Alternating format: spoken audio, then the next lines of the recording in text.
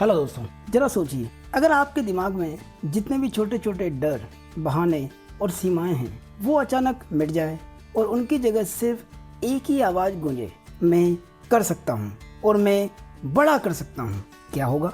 शायद वो बिजनेस जो आप सालों से शुरू करना चाहते हैं एक हफ्ते के भीतर पहली स्टेप ले ले। शायद वो प्रमोशन जिसके लिए आप खुद को अयोग्य मानते थे अब अचीवेबल लगे। शायद वो सपना, घर, कार या अपनी पहचान जिसे आप अब तक सिर्फ काश कहकर टालते थे, सच बनना शुरू हो जाए। लेकिन सच्चाई ये है कि बहुत से लोग सपनों से पहले ही हार मान लेते हैं। क्यों? क्योंकि उनका दिमाग बड़ा सोचने से पहले ही छोटा सोचकर रोक देता है। अब जरा सोचिए, अगर आप रोज अपने सोचने के पैमाने को 1% बड़ा कर दें तो सिर्फ 1 साल बाद आपकी ज़िंदगी कहाँ होगी? यही है डेविड जे स्वार्ज की किताब the magic of thinking big का वादा। ये किताब बताती है सफलता की असली कुंजी आपकी डिग्री, पैसे या हालात में नहीं, बल्कि आपकी सोच के आकार में छिपी है। तो तैयार हो जाइए अपने छोटे छोटे लिमिटेशन को तोड़कर अपनी सोच को आसमान जितना बड़े करने की यात्रा शुरू करने के लिए, क्योंकि आज से आप सीखेंगे बिग सोचना, बिग करना और बिग बनना। Chapter 1, believe you can succeed and you will. क्या आपको लगता है कि आप सफलता के काबिल हैं, या फिर आपके मन में अक्सर ये आवाज़ आती है, ये मेरे बस की बात नहीं है? हर इंसान के भीतर 2 आवाज़ें चलती रहती है। एक कहती है तुम कर सकते हो, तुम डिजर्व करते हो। दूसरी कहती है नहीं, ये तुम्हारे लिए नहीं है, तुम छोटे हो, ये रिस्क मत लो।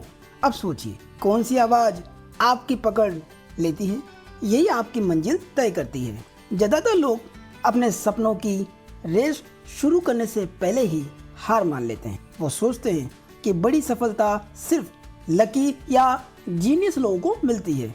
इस सेल्फ डाउट की वजह से उनकी ज़िंदगी वहीं रह जाती है जहां थी। असल गेम बिलीव का है। अगर आप बिलीव करते हैं कि आप जीत सकते हैं तो आपका दिमाग ऑटोमेटिकली सॉल्यूशन ढूंढने लगता है, और अगर आप डाउट करते हैं तो वही डाउट आपको पीछे खींच लेता है। सक्सेसफुल लोगों का फॉर्मूला सीधा है, सक्सेस सोचो, फेलियर नहीं। खुद की वर्थ पहचानो, हमेशा बड़ा बिलीव करो। इमेजिन कीजिए आप स्टेज पर खड़े हैं, सामने सैकड़ों लोग आपको सुन रहे हैं, आपके शब्दों से लोग मोटिवेट हो रहे हैं, और उस पल आप महसूस करते हैं कि हाँ, मैं सही बिलीव किया था, मैं ये कर सकता था और मैंने कर दिखाया। अगर बिलीव पहला कदम है तो अगली चैलेंजिंग है उन बहानों को तोड़ना जो आपके पीछे पड़े हैं और आपको रोकते हैं। जानेंगे अगले chapter 2, cure yourself of ascites the fluid disease. क्या आपने कभी गौर किया है, जब भी हम कोई नया काम शुरू करना चाहते हैं, दिमाग सबसे पहले क्या करता है? एक बहाना ढूंढता है। बहाने सुनने में छोटे लगते हैं, लेकिन असल में ये फेलियर डिजीज है। मेरी तबीयत ठीक नहीं रहती, मैं बहुत छोटा हूँ, मेरे पास उतनी इंटेलिजेंस नहीं है, मेरी किस्मत खराब है। ये 4 कॉमन एक्सक्यूजेस इंसान की सोच और एक्शन को जकड़ लेते हैं। कोई अपने वेल्थ का बहाना बनाकर सपनों को रोक देता है। कोई कहता है मैं इतना इंटेलिजेंट नहीं हूँ, और कोई कोशिश ही नहीं करता, और कोई अपनी एज को रुकावट मान लेता है।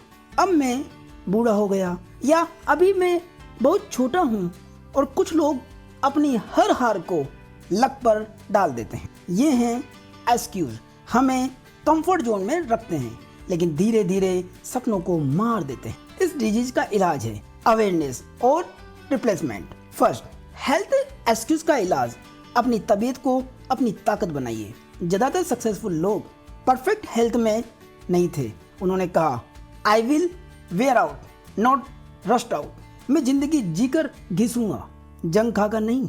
सेकेंड, इंटेलिजेंस एक्सक्यूज का इलाज, सफलता ब्रेन पावर पर नहीं, बल्कि स्मार्ट थिंकिंग और एटीट्यूड पर निर्भर करती है। याद रखिए, एवरेज इंटेलिजेंस, पॉजिटिव एटीट्यूड मिलकर ही मैसिव सक्सेस लाते हैं। Third, age excuse. आप न कभी टू यंग होते हैं न कभी टू ओल्ड। कर्नल सैंड्स ने 65 साल की उम्र में KFC शुरू किया। मार्क जकरबर्ग ने 20 साल की उम्र में सबसे पहले फेसबुक शुरू किया। सही सोच के लिए उम्र सिर्फ एक नंबर है। फोर्थ, लक एक्सक्यूज का इलाज। किस्मत नहीं, आपकी मेहनत और तैयारी आपका भविष्य बनाती है। इमेजिन कीजिए, आप सुबह उठते हैं और सोचते हैं आज मैं कोई एक्सक्यूज नहीं दूंगा। एक एक करके आपकी जिंदगी से लेकिन और काश वाली दीवारें गिरती जाती है और अचानक आपको एहसास होता है कि मेरी असली लिमिटेशन मेरे बहाने थे, न कि मेरी कैपेबिलिटीज। एक यंग स्टूडेंट बार बार कहता था मैं इतना स्मार्ट नहीं हूँ, एग्जाम पास नहीं कर पाऊंगा। लेकिन जब उसने बहाने छोड़कर रोज 2 घंटे पढ़ाई शुरू की तो उसके ग्रेड्स अचानक बेहतर हो गए। असल में उसकी कमी इंटेलिजेंस में नहीं थी, बहानों में थी। एक्सक्यूज छोड़ना पहला कदम है, लेकिन उसके बाद आती है एक और बड़ी रुकावट, फेयर। जानेंगे अगले chapter 3, build confidence and destroy fear. क्या आपने गौर किया है, अक्सर हम डर की वजह से अच्छे मौके खो देते हैं।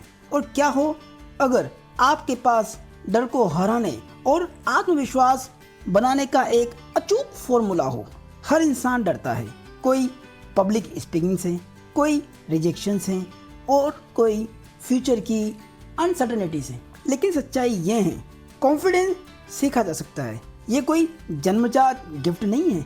और जिस दिन आप ये समझ जाते हैं उसी दिन आपकी ग्रोथ की असली शुरुआत होती है। बहुत से लोग अपने डर को एक्शन से पहले ही इतना बड़ा बना लेते हैं कि वो कोशिश भी नहीं करते। एक स्टूडेंट सवाल पूछना चाहता है लेकिन लोग क्या सोचेंगे ये डर से चुप हो जाता है। एक एम्प्लॉय प्रमोशन का मौका देखता है लेकिन प्रेजेंटेशन देने से डर कर पीछे हट जाता है। कोई अपना बिजनेस आइडिया लॉन्च करना चाहता है लेकिन फेलियर का डर उसे रोक देता है। रिजल्ट्स उनकी जिंदगी वहीं की वहीं रह जाती। इसका असली इलाज है, डर को आइसोलेट करो। पहले साफ करो कि आप किससे डरते हो। छोटा एक्शन लो। पब्लिक स्पीकिंग से डरते हो, पहले मिरर के सामने बोलना सीखो, फिर 2 दोस्तों के सामने, फिर छोटे हॉल में। धीरे धीरे डर टूट जाएगा। पॉजिटिव मेमोरी बैंक बनाओ। हर छोटी जीत को याद करो। जब जब आपने अच्छा किया उन पलों को बार बार रिकॉल करो। Motion create emotions. सीधा बैठो, तेजी से चलो, मुस्कुराओ। एक्शन से आपका दिमाग कॉन्फिडेंस की फीलिंग बनाना सीख जाता है। Clean conscious. ईमानदार रहो। जब आपको पता होता है कि आपने सही किया है तब कॉन्फिडेंस अपने आप बढ़ता है। इमेजिन कीजिए, आप स्टेज पर खड़े हैं, हाथ में माइक है, ऑडियंस आपको सुनने को तैयार है, आपके दिल की धड़कन तेज है। लेकिन जैसे ही आपका बोलना शुरू करते हैं लोग तालियां बजाते हैं। उस पल आपको एहसास होता है डर सिर्फ मेरे दिमाग में था, असली ताकत मेरे कॉन्फिडेंस में है। डेल कार्नेगी एक बार पब्लिक स्पीकिंग से इतना डरते थे कि स्टेज पर चढ़ ही नहीं पाए। बाद में उन्होंने प्रैक्टिस और एक्शन से डर को तोड़ा और पब्लिक स्पीकिंग के सबसे बड़े गुरु बने। कॉन्फिडेंस बनाने के बाद अगला दुश्मन है छोटी सोच, स्मॉल थिंकिंग। जानेंगे अगले chapter 4, how to think big. क्या आपने कभी सोचा है कि आपके सबसे बड़ी लिमिटेशन वास्तव में आपके हालात नहीं बल्कि आपकी सोच का पैमाना है। एक रिक्रूटमेंट स्पेशलिस्ट ने एक बार कहा था, मैं हर साल सैकड़ों ग्रेजुएट स्टूडेंट से मिलता हूँ और उनमें से ज़्यादातर सेफ नौकरी ढूंढते हैं, लेकिन बहुत कम लोग बड़े सपनों की नौकरी मांगते हैं। यानी पढ़ाई तो सब करते हैं लेकिन बड़ा सोचना हर किसी के बस की बात नहीं। हम में से बहुत लोग खुद को अंडर एस्टिमेट करते हैं, सोचते हैं मैं कौन हूँ, मेरे पास तो इतना टैलेंट भी नहीं। नतीजा हम उसी लेवल की नौकरी उसी लेवल की जिंदगी एक्सेप्ट कर लेते हैं जो हमारी सोच के दायरे में है। लेकिन असली टर्न अराउंड तब आता है जब इंसान अपने माइंड का साइज सेटिंग बदल देता है। थर्मोस्टेट कमरे का टेम्परेचर तय करता है, वैसे ही आपकी सोच आपके अचीवमेंट्स तय करती है। अगर आप छोटा सोचेंगे तो छोटे रिजल्ट्स मिलेंगे, अगर आप बड़ा सोचेंगे तो ऑटोमेटिकली बड़ा एक्शन अचीव करेंगे। जरा इमेजिन कीजिए, एक बिजनेसमैन खाली प्लॉट को देखते हुए सोचता है यहाँ तो बस खेत है। दूसरा बिजनेसमैन वही प्लॉट देखकर सोचता है यहाँ एक टाउनशिप बन सकती है। देखा, जमीन वही है लेकिन सोच का पैमाना अलग है। अब सवाल उठता है, क्या सिर्फ बड़ा सोचना काफी है या क्रिएटिव सोचना भी उतना ही जरूरी है? जानेंगे अगले chapter 5, how to think and dream creatively. क्या आपने कभी सोचा है कि दुनिया के सबसे बड़े इन्वेस्टर्स और आइडियाज कैसा पैदा हुए? क्या ये सब कुछ खास लोगों की देन थे या हर इंसान के अंदर क्रिएटिव पावर होती है? लोग अक्सर मानते हैं कि क्रिएटिविटी सिर्फ साइंटिस्ट, आर्टिस्ट या इन्वेस्टर्स के लिए होते हैं, लेकिन सच्चाई ये है क्रिएटिव सोचना किसी भी इंसान का एवरीडे स्किल हो सकता है। घर का बजट बनाना, वर्क प्लेस की प्रॉब्लम सोल्व करना या अपने ही करियर में नई अपॉर्चुनिटीज देखना, ये सब क्रिएटिव थिंकिंग ही है। ज़्यादातर लोग क्रिएटिव सोचने से पहले ही हार मान लेते हैं। वो कहते हैं ये इम्पॉसिबल है या मैं इतना स्मार्ट नहीं हूँ। नतीजा वही पुरानी स्टडीज, वही पुराने नतीजे, और धीरे धीरे उनकी सोच बंद डिब्बे जैसी हो जाती है। असली मैजिक तब होता है जब आप अपने माइंड से इम्पॉसिबल शब्द मिटा देते हैं। क्रिएटिव थिंकिंग के 3 बेसिक स्टेप है। First, believe it can be done. अगर आप मानते हैं कि कोई काम हो सकता है, आपका माइंड सॉल्यूशन ढूंढना शुरू कर देगा। Second, how can it be done. Impossible सोचने से क्वेश्चंस बंद हो जाते हैं, पॉसिबल सोचने से नए रास्ते खुलते हैं। Third, progressive mindset. हर बार पूछो मैं इसे बेटर कैसे कर सकता हूँ। यही सवाल हर इन्वेंशन की जड़ है। इमेजिन कीजिए, आप एक पुराने टूटे फूटे घर के सामने खड़े हैं। एक आदमी कहता है यहाँ रहना नामुमकिन है। दूसरा आदमी वही जगह देखकर सोचता है यहाँ एक खूबसूरत कैफे बन सकता है। और सच मानिए, क्रिएटिव थिंकर वही है जो रियलिटी से आगे पोटेंशियल देख सके। थॉमस एडिसन जब इलेक्ट्रिक बल्ब बना रहे थे, लोग कहते थे ये नामुमकिन है, लेकिन उन्होंने हजारों बार ट्राई किया और आखिरकार वही बल्ब पूरी दुनिया को रोशन कर गया। लेकिन क्रिएटिव सोचने के साथ साथ एक और सच है, आप वही है जो आप अपने बारे में सोचते हैं। जानेंगे अगले chapter 6, you are what you think you are. क्या आपने गौर किया है, लोग अक्सर हमें वैसा ही ट्रीट करते हैं जैसा हम खुद को समझते हैं। अगर आप खुद को छोटा मानेंगे तो दुनिया भी आपको छोटा समझे, और अगर आप खुद को इम्पोर्टेंट और कैपेबल मानेंगे तो लोग भी आपको उसी नज़र से देखेंगे। जिंदगी का सबसे बड़ा सच ये है कि दूसरे लोग हमें उसी लेंस से देखते हैं जिससे हम खुद को देखते हैं। अगर आप अपने बारे में सोचते हैं मैं कमज़ोर हूँ, मैं ऑर्डिनरी हूँ, तो आपके जेस्चर, आपकी वॉइस, आपका कॉन्फिडेंस सब वैसा ही दिखेगा। लेकिन अगर आप सोचते हैं मैं इम्पोर्टेंट हूँ, मेरी बात मायने रखती है, तो आपका बॉडी लैंग्वेज और एनर्जी बदल जाएगी और यही बदलाव दूसरों को भी नजर आएगा। समस्या ये है कि बहुत से लोग खुद को अंडर एस्टिमेट करते हैं। ऑफिस में कोई वर्कर सोचता है मैं तो बस छोटा एम्प्लॉय हूँ। एक स्टूडेंट सोचता है मैं इतना स्मार्ट नहीं हूँ। कोई प्रोफेशनल सोचता है मेरे पास इतनी क्वालिटीज नहीं है।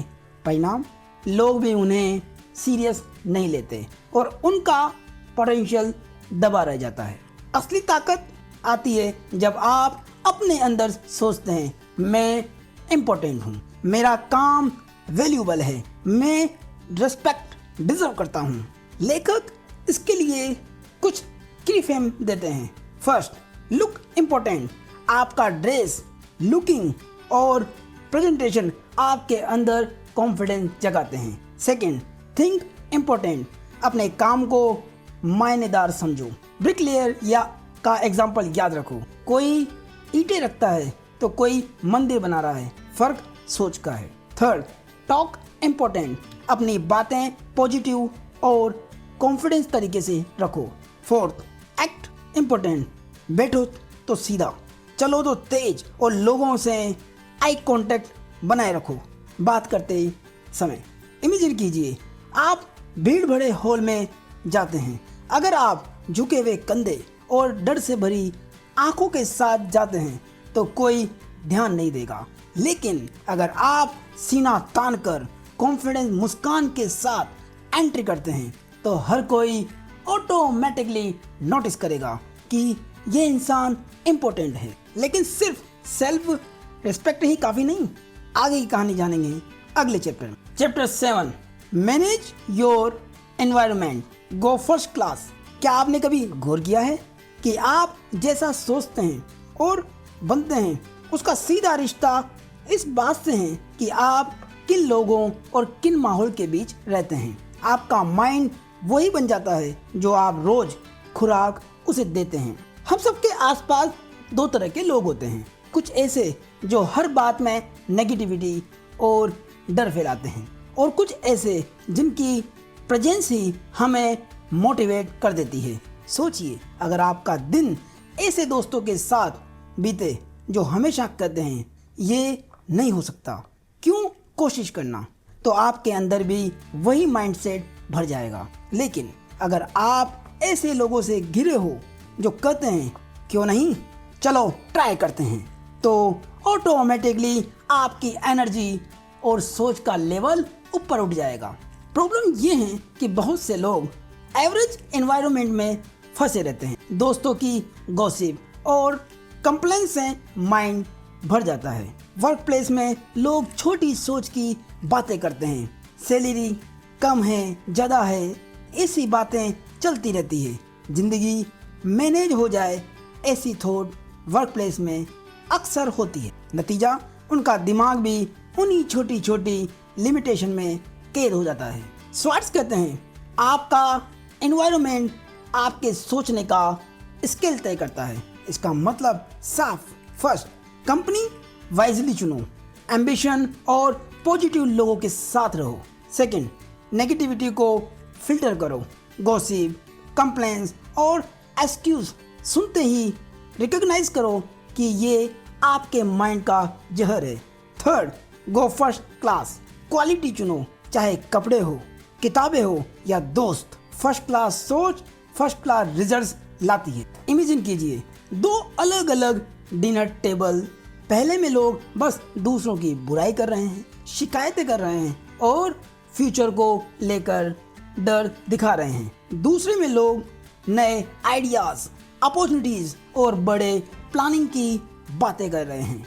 अब सोचिए कौन सा टेबल छोड़ने के बाद आपका दिमाग उत्साहित और बड़ा सोचने के लिए तैयार होगा। अगले 24 घंटे में ध्यान दीजिए आप किन 5 लोगों के साथ सबसे ज़्यादा वक्त बिताते हैं। पूछिए क्या ये लोग मेरी सोच को बढ़ा रहे हैं या छोटा कर रहे हैं। लेकिन सिर्फ एनवायरनमेंट ही काफ़ी नहीं है, उसके आगे भी कुछ है। जानेंगे अगले चैप्टर में। Chapter 8, make your attitudes your allies. क्या आपने कभी गौर किया है बिना एक शब्द कहे भी लोग आपका मूड और एटीट्यूड पढ़ लेते हैं।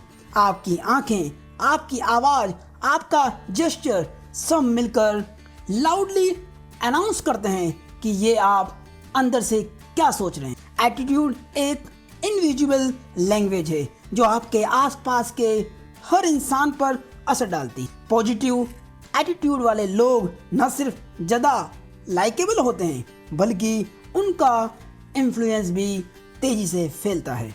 दूसरी ओर नेगेटिव एटीट्यूड एक साइलेंट पॉइजन है जो रिश्ते, कैरियर और खुद की ग्रोथ को धीमा कर देते हैं। बहुत लोग मानते हैं कि एटीट्यूड तो बस ब्रॉन्ड टेस्ट है, यानी जैसा नेचर है वैसा ही रहेगा। लेकिन सच ये है कि कुछ लोग हर छोटी चीज पर शिकायत करते हैं, कुछ लोग दूसरों को महत्व नहीं देते और कई लोग सिर्फ पैसे पर ध्यान रखते हैं, सर्विस या वैल्यू पर नहीं। ऐसा एटीट्यूड धीरे धीरे लोगों को दूर कर देता है और सक्सेस के दरवाजे बंद कर देता है। स्वार्ट्ज कहते हैं कि सही एटीट्यूड अपनाना हमारी सबसे बड़ी अलाई है। 3 कोर एटीट्यूड्स को डेवलप करना जरूरी है। First, enthusiasm attitude. Enthusiasm contagious है। अगर आप खुद एक्साइटेड हैं तो लोग ऑटोमेटिकली इंस्पायर होंगे। Second, you are important attitude. हर इंसान को महत्व दो। रिस्पेक्ट और एक्नॉलेजमेंट ही लोगों के दिल जीतती है। Third, service first attitude. जब आप जनरली सर्विस और वैल्यू पर ध्यान देंगे तो पैसा अपने आप फ्लो करेगा। इमेजिन कीजिए, आप किसी दुकान में जाते हैं। पहला सेल्समैन थके चेहरे और ठंडी आवाज में पूछता है क्या चाहिए। दूसरा सेल्समैन चमकती मुस्कान, जेन्युइन इंटरेस्ट और हेल्पफुल टोन में आपकी मदद करता है। आप किसे याद रखेंगे? एटीट्यूड ही तय करता है कि लोग आपको कैसे याद करेंगे। लेकिन सिर्फ एटीट्यूड ही काफ़ी नहीं है। सक्सेस पाने के लिए लोगों के साथ सोचना और जुड़ना भी जरूरी है। जानेंगे अगले चैप्टर में। Chapter 9, think right toward people. क्या आपने गौर किया है, कई बार हमारी स्किल या नॉलेज उतनी अहमियत नहीं रखती जितनी हमारी लाइकेबिलिटी। सही सोचना और सही एटीट्यूड अपनाना लोगों के साथ आपकी सफलता की सबसे बड़ी चाबी है। हर सफलता के पीछे लोग होते हैं। कोई भी एंटरप्रेन्योर, टीचर, डॉक्टर या आर्टिस्ट अकेला सफर तय नहीं करता। वो अकेला सफल भी नहीं हो सकता। लेकिन लोग सपोर्ट कब करते हैं? जब आप उनके बारे में पॉजिटिव सोचते हैं और उन्हें जेन्युइनली इम्पोर्टेंट महसूस कराते हैं। कई लोग रिलेशनशिप्स बनाने में फेल हो जाते हैं। क्यों? वो दूसरों में बस कमियां ढूंढते हैं। उन्हें लगता है कि लोग सिर्फ सेल्फिश हैं, या फिर वो सोचते हैं कि दोस्ती गिफ्ट्स या फेवर से खरीदी जा सकती है। ऐसे लोग स्मार्ट तो होते हैं लेकिन लाइकेबल नहीं, और यही उनकी ग्रोथ रोक देता है। डेविड स्वार्ट्ज कहते हैं थिंक राइट टूवर्ड पीपल का मतलब पॉजिटिव चैनल पर टर्न रहो। हर इंसान में कुछ न कुछ अच्छाई होती है। क्रिटिसिज्म को कंस्ट्रक्टिव लो रखो, ये सेल्फ इम्प्रूवमेंट का टूल है। इनिशिएटिव लो, दूसरों से बात शुरू करो, उनका नाम याद रखो, उनके साथ बात करते टाइम जेन्युइन इंटरेस्ट दिखाओ। एक्सपर्ट परफेक्शन मत करो। कोई भी इंसान 100% आइडियल नहीं होता। इमेजिन कीजिए, आप किसी ऑफिस में काम कर रहे हैं। 2 कलीग्स हैं। पहला हर समय दूसरों की बुराई करता है, दूसरा सभी से मुस्कुराकर मिलता है, नाम लेकर बुलाता है और छोटी मदद को भी अप्रिशिएट करता है। प्रमोशन किसे मिलेगा? क्योंकि स्किल बराबर हो तो लाइकेबिलिटी भी ये तय करती है कि आप आगे बढ़ेंगे या नहीं। अमेरिका के प्रेसिडेंट लिंडन बी जॉनसन ने 10 पॉइंट प्लान बनाया था जिससे वो लोगों से कनेक्ट करते थे, जैसे नाम याद रखना, जेन्युइन इंटरेस्ट दिखाना और कटरसी रखना। यही उनकी लीडरशिप की ताकत बनी। लेकिन सिर्फ लोगों के बारे में सही सोचने से काम नहीं चलेगा। असली गेम बदलता है जब आप एक्शन हैबिट बना लेते हैं, यानी आप तुरंत कदम उठाना सीखते हैं। और यही है अगले अध्याय में जानेंगे। चैप्टर 10, क्या आप जानते हैं दुनिया की सबसे बड़ी असफलता ये नहीं कि लोग के पास आइडिया नहीं होते, बल्कि ये है कि उनके पास एक्शन हैबिट नहीं होती। हर इंसान के पास ड्रीम्स होते हैं, लेकिन वो ड्रीम्स हकीकत में कब बदलते हैं? जब आप सोच से उठकर तुरंत कदम उठाते हैं। सक्सेस और एवरेज लाइफ का फर्क यही है। कुछ लोग एक्टिवेशनिस्ट होते हैं, बाकी सिर्फ पैसिफिस्ट होते हैं। बहुत से लोग ये गलतियां करते हैं। ओवर थिंकिंग, पहले सब कंडीशन परफेक्ट हो फिर शुरू करेंगे। प्रोक्रास्टिनेशन, कल करेंगे कहकर आज का वक्त टालना।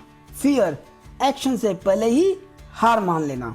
यही वजह है कि ब्रिलियंट आइडियाज नोटबुक्स में ही दबे रह जाते हैं। डेविड स्वार्ट्ज कहते हैं एक्शन हैबिट को मसल की तरह ट्रेन करना पड़ता है। इसके 3 गोल्डन रूल्स है। फर्स्ट, स्टार्ट नाउ मेंटालिटी, अगर आइडिया आया है तो तुरंत पहला कदम उठाओ। सेकंड, स्मॉल विंस, बड़े गोल्स को छोटे एक्शनेबल स्टेप में बांटो। थर्ड, टू बिफोर परफेक्ट, शुरुआत परफेक्ट नहीं होगी लेकिन शुरुआत जरूरी है। इमेजिन कीजिए आपने सोचा कि फिटनेस इंप्रूव करनी है, कोई इंतजार करेगा जिम मेंबरशिप और सही शूज खरीदने का। दूसरा अभी उठेगा और घर पर पुशअप लगाना शुरू कर देगा। 6 महीने बाद दूसरा इंसान हेल्दी होगा, पहला अभी भी सोच रहा होगा। आज ही एक ऐसा काम चुनिए जिसे आप बार बार टाल रहे हैं। 24 घंटे के भीतर उसका पहला स्टेप उठाइए, चाहे छोटा ही क्यों ना हो। यदि एक्शन लेने के बाद भी डिफीट से सामना जरूरी है, जानेंगे अगले चैप्टर में। Chapter 11, how to turn defeat into victories. क्या आपको पता है दुनिया के हर सक्सेसफुल इंसान के पीछे एक लंबी लिस्ट है हार और असफलताओं की। फर्क सिर्फ इतना है कि उन्होंने हर हारों को रास्ता बंद मानकर छोड़ नहीं दिया, बल्कि उन्हें पुल मानकर आगे बढ़ गए। डिफीट हर किसी की जिंदगी में आता है, लेकिन उसका मतलब ये नहीं कि आपकी कहानी खत्म हो गई।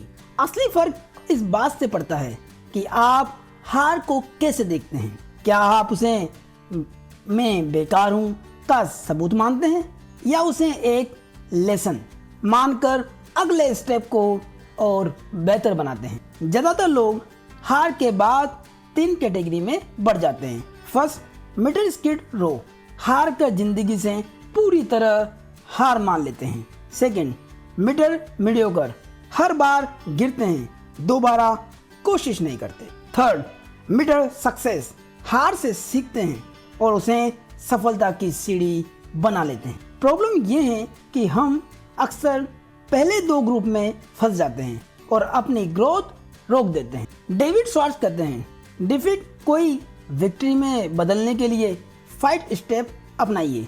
फर्स्ट, एनालाइज करो, हार क्यों हुई, असली कारण ढूंढो।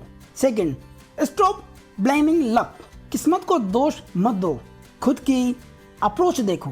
थर्ड, कंस्ट्रक्टिव क्रिएटिव बनो, अपनी गलतियों को आइडेंटिफाई करो और उन्हें इम्प्रूव करो। फोर्थ, पर्सिस्टेंस एंड एक्सपेरिमेंटेशन, लगातार कोशिश करो लेकिन हर बार नया तरीका अपनाओ। 5, हिडन बेनिफिट, हर सेटबैक में एक नया चांस छुपा होता है। इमेजिन कीजिए एक साइंटिस्ट बार बार एक्सपेरिमेंट करता है और हर बार फेल होता है। अगर वो पहली हार के बाद छोड़ देता है तो शायद आज दुनिया बिजली, हवाई जहाज या इंटरनेट से अनजान होती। हर हार एक्चुअली एक इनविजिबल इनविटेशन है आपको अगले लेवल पर जाने के लिए। लेकिन सिर्फ हार को जीत में बदलना ही काफ़ी नहीं है, आपको लॉन्ग टर्म डायरेक्शन चाहिए। जानेंगे अगले चैप्टर में। Chapter 12, use goals to help you grow. क्या आपको पता है सक्सेस किसी लकी ब्रेक से नहीं मिलती। असली ग्रोथ तभी होती है जब आपके पास गोल्स हो, वो भी इतने क्लियर कि आप दिन रात उन्हें अचीव करने के लिए मोटिवेट रहे। हर इंसान सपने देखता है, लेकिन ड्रीम्स और गोल्स में फ़र्क ये है कि एक्शन के साथ जुड़े होते हैं। गोल एक ब्लूप्रिंट है जो आपको बताता है आप कहाँ जाना चाहते हो और कैसे पहुँचना है। ज़्यादातर लोग फेल क्यों होते हैं? क्योंकि उनके पास डायरेक्शन नहीं होता।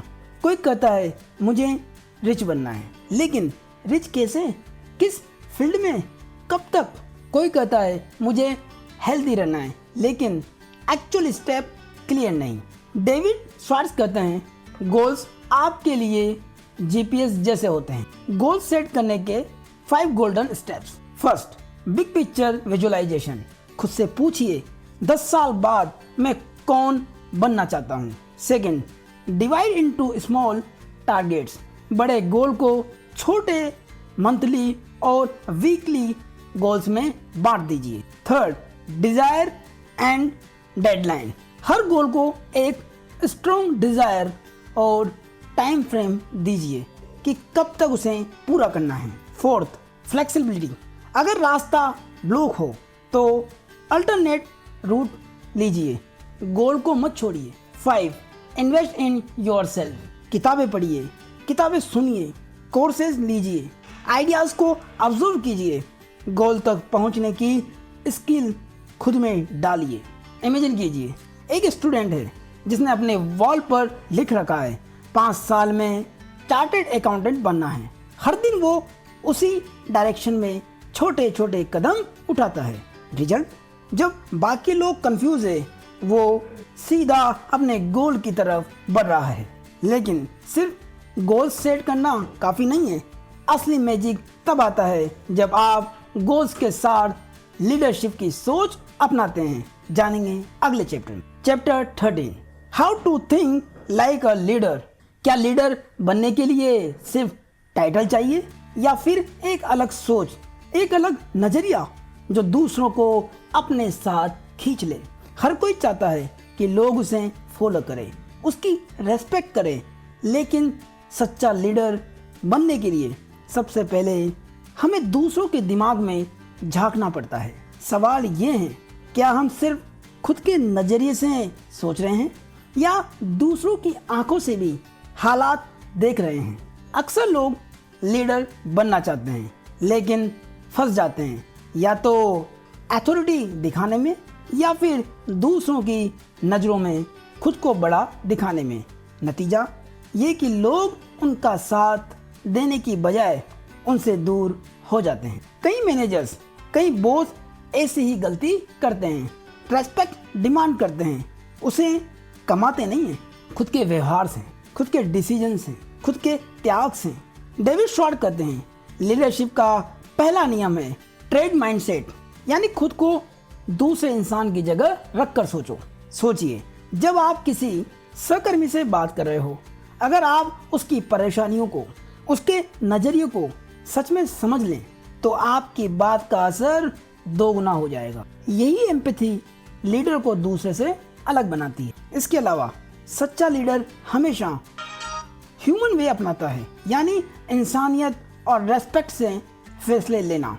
कठोरता से थोड़े समय के लिए डर मिल सकता है, लेकिन इंसानियत से आपको लॉयल्टी मिलती है और वही असली ताकत है। कल्पना कीजिए कि आप एक टीम के सामने खड़े हैं, सबकी निगाहें आप पर है, लेकिन आप सिर्फ आदेश नहीं दे रहे, आप इंस्पायर कर रहे हैं। लोग आपको सुनना चाहते हैं क्योंकि आप उनके दर्द, उनके सपनों को समझते हैं।